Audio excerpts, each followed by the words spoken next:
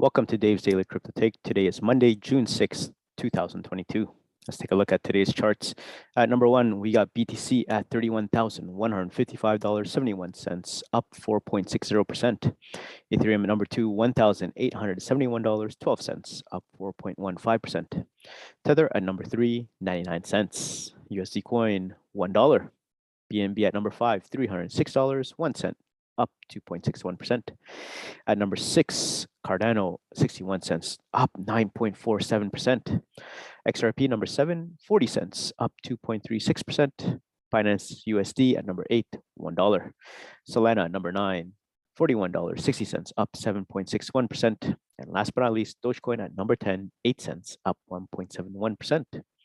Let's look at the crypto fear and greed index. Extreme fear can be a sign that investors are too worried. That could be a buying opportunity. And when investors are getting too greedy, that means the market is due for a correction. So what we got today is extreme fear at 13. Yesterday was extreme fear at 10. Last week is extreme fear at 10. And last month was extreme fear at 23. Let's look at our 5 articles today. Article number 1 is crypto winter has come and Coinbase is in trouble. Article 2, Bitcoin ATM installations notch record drop in May, demand for crypto waning. Article number 3, NFT renting, why you might want to add and how to do it. Article number 4, Dubai's retail giant Majid Al Futtaim accepts crypto at 29 shopping malls and 13 hotels in partnership with Binance. And last but not least, the main topic today is crypto doesn't belong in retirement accounts.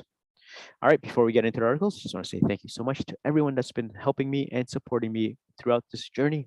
If you're on the podcast space, catch me on Apple, Spotify, and Google Podcasts.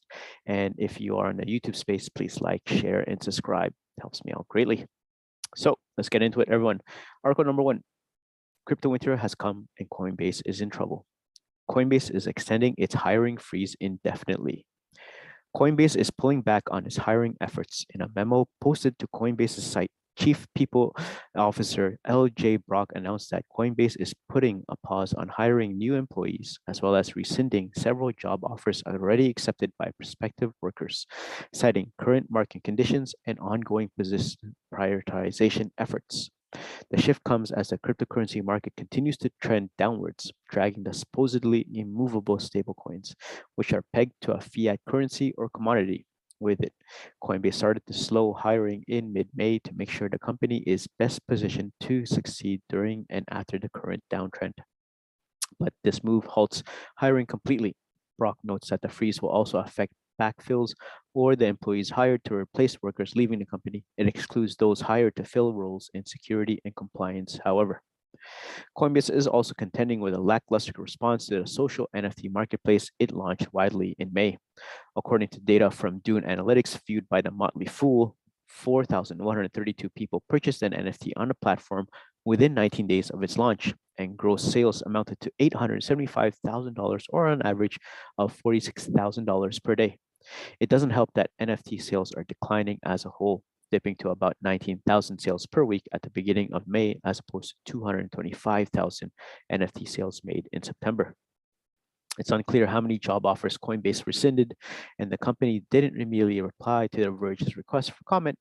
Brock says affected individuals will benefit from Coinbase's generous severance policy and will gain access to a talent hub with various career resources, including interview coaching, resume review, and networking opportunities.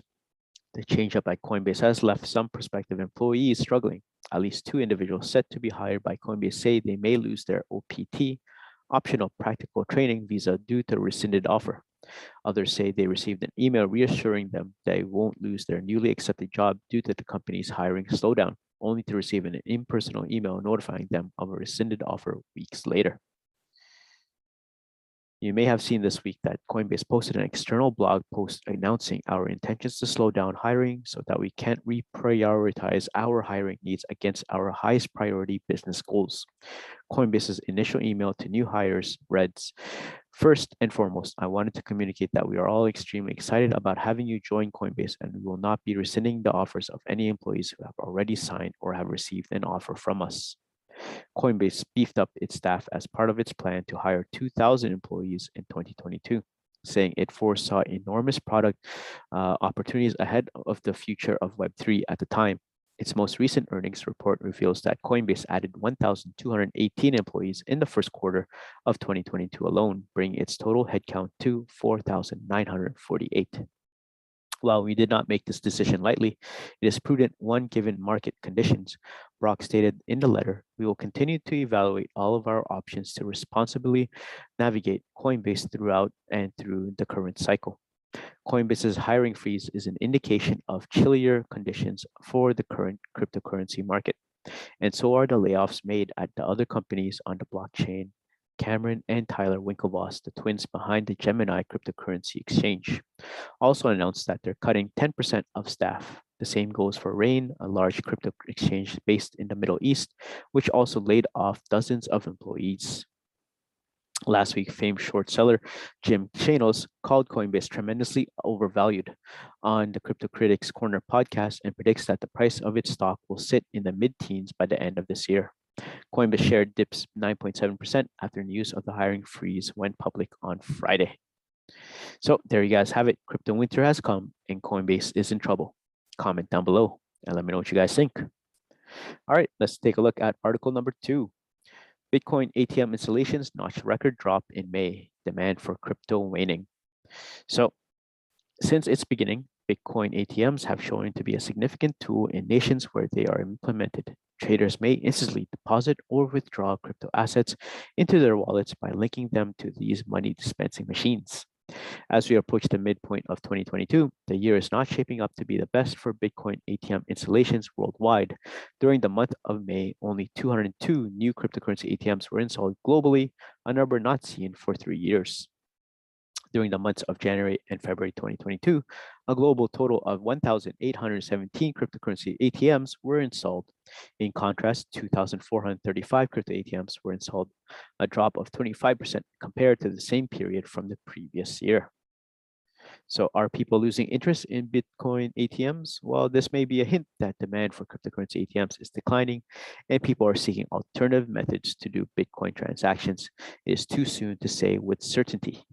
The landmark month was August of last year when around 2,037 Bitcoin ATMs were installed worldwide. However, January was a difficult month for the industry with only 1,687 ATMs being deployed. Although it is somewhat closer to the quantities established in December, it did not significantly affect the total of 1970. Since then, the number of ATMs has drastically decreased by 3 digits in the months since January. Bitcoin ATMs are appealing among cryptocurrency investors who wish to capitalize from the commodity without undergoing the time-consuming Know Your Customer (KYC) processes needed by the majority of the Bitcoin trading platforms.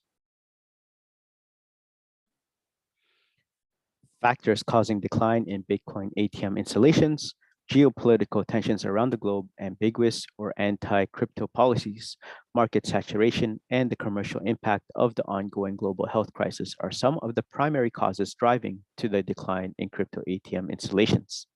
Numerous international bodies, including the United States Government Accountability Office, GAO, have declared measures to tighten laws on cryptocurrency ATMs, despite the fact that these machines are utilized for illegal activities.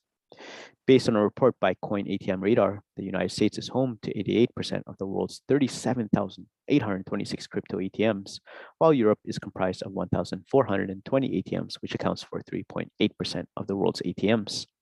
Despite the economic slump, around 36,069 crypto ATMs have been constructed across the globe, with Bitcoin still the most widely used cryptocurrency for transactions. So there you guys have it. Bitcoin ATM installations notch record drop in May. Demand for crypto waning. Comment down below and let me know what you guys think. All right, let's keep on going. Article 3, NFT renting, why you might want to and how to do it. So the world is experiencing somewhat of a revolution in terms of non-fungible tokens, but unfortunately, the NFT market has also taken a massive hit amid a crypto crash. Since its peak in 2021, the market is down about 92%, but that doesn't necessarily mean the death of NFTs as a whole, just possibly the end of JPEG monkeys. In reality, NFTs can provide value by utilizing smart contracts and the like on the Ethereum blockchain. But did you know NFT renting is a thing? Here's how and why you would want to rent an NFT. The thing is, NFTs can be almost anything.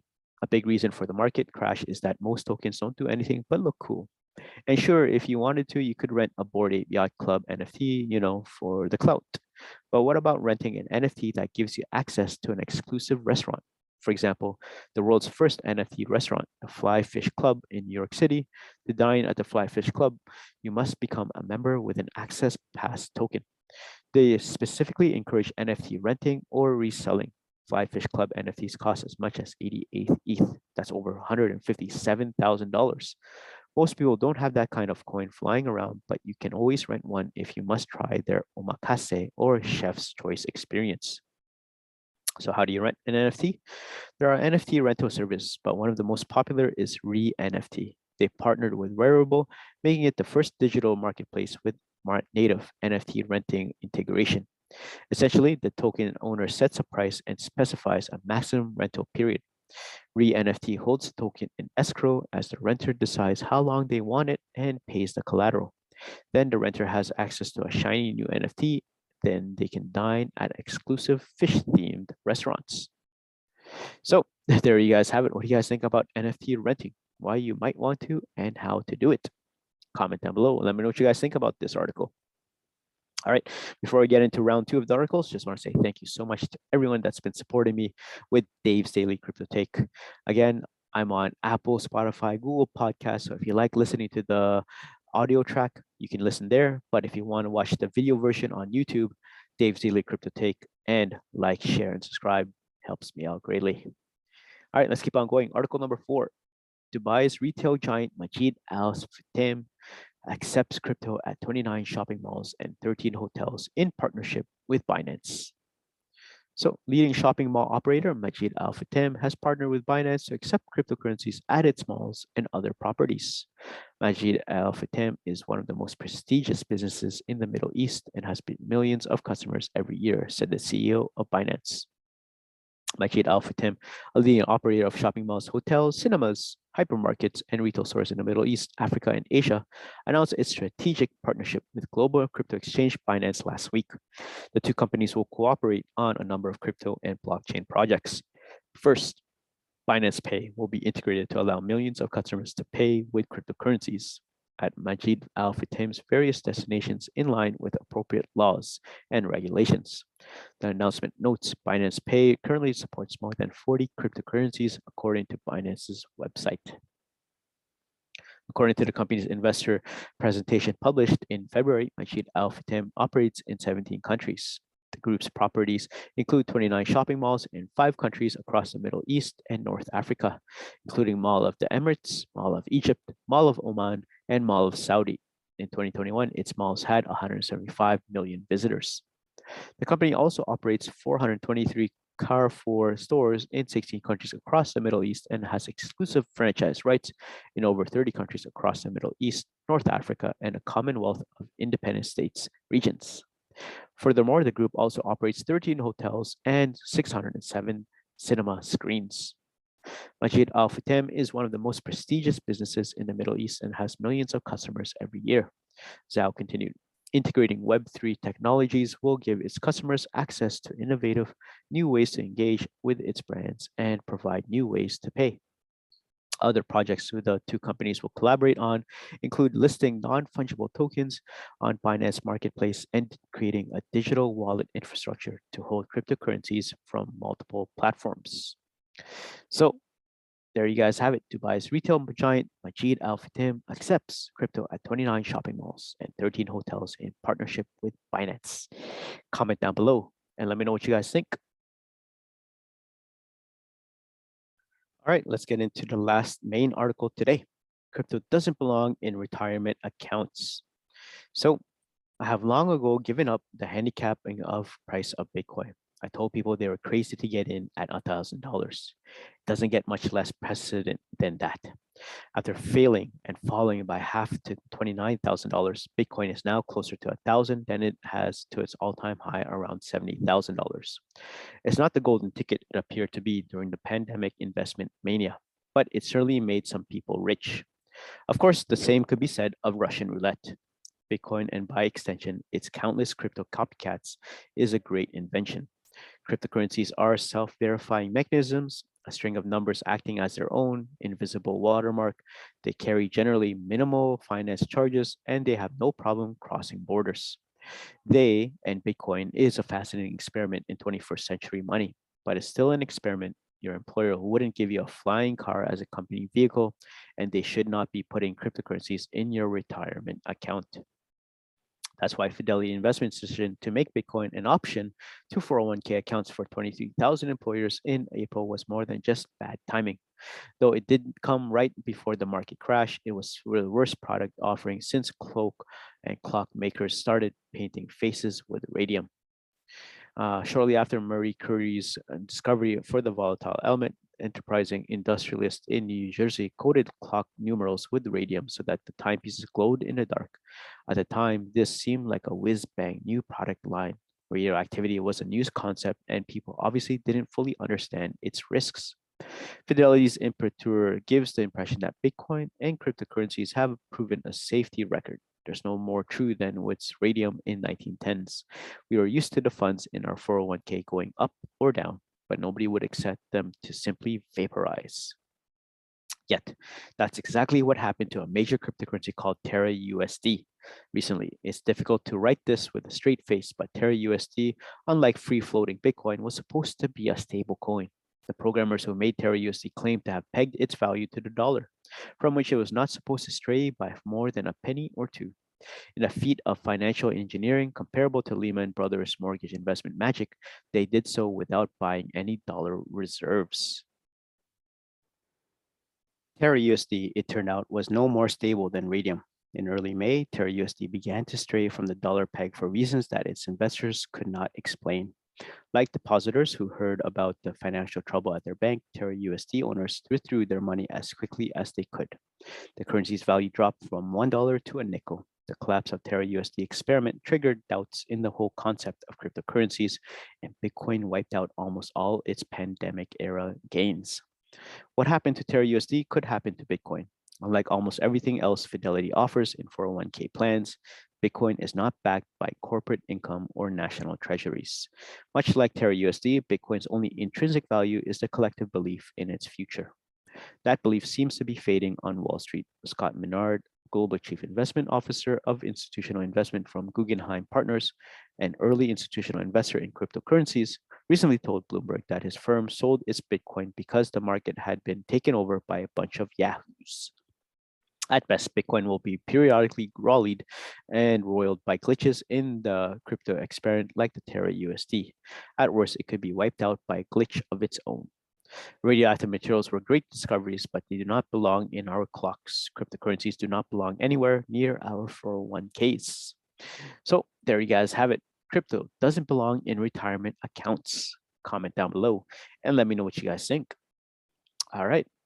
Before we head out, let's take a look at the prices one last time. BTC is at $31,158, Ethereum at $1,871, Tether 99 cents, USD coin $1, BNB $306, Cardano at 61 cents, XRP 40 cents, Binance USD $1, Solana at $41, and last but not least, Dogecoin at 8 cents.